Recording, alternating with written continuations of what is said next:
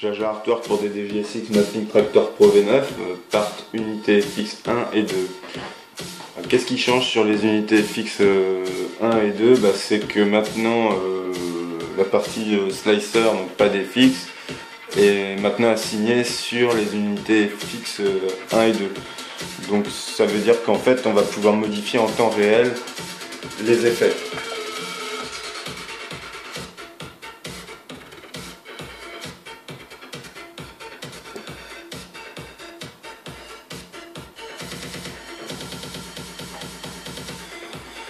Voilà, donc là en fait, quand vous allez appuyer sur un pad, la lumière va s'allumer, une des lumières va s'allumer sur les unités effets. C'est pour vous indiquer que c'est cet effet là qui est joué en ce moment et que vous pouvez modifier donc en temps réel. Donc c'est plus ou moins sympa suivant les effets, à vous de voir quoi. Donc maintenant, vous allez me dire, petit inconvénient, puisque quand on a appelé le mode slicer, forcément, automatiquement, dans les unités 1 et 2, il y a des effets qui sont venus se positionner.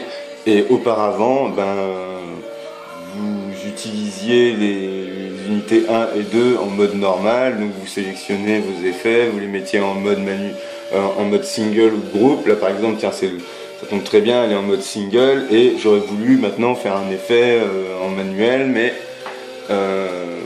en mode groupe. Et c'est pour ça que j'ai créé en fait des favoris sur le bouton Tab là.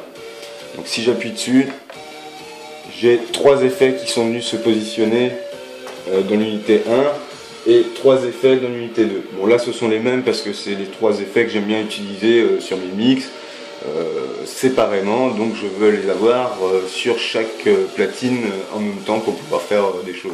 Bref. J'aurais pu utiliser 3 autres effets différents, ça m'aurait fait 6 effets disponibles tout de suite quoi. C'est un choix personnel.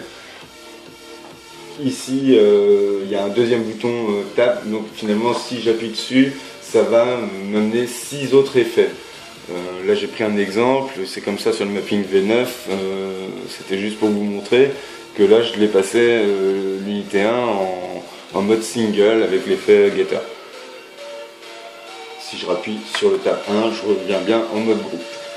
Donc voilà, c'est assez pratique puisque lorsque vous êtes passé sur le slicer, tiens, encore une autre chose dont il faut qu'on parle.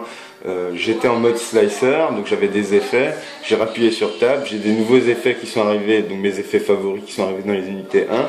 Et si maintenant je veux rappuyer sur le mode slicer, ça va pas aller puisque ce sont mes effets favoris qui sont dans l'unité 1 et ça va être quand je vais appuyer sur le pad là, ça va être les réglages pour les effets qui étaient prévus pour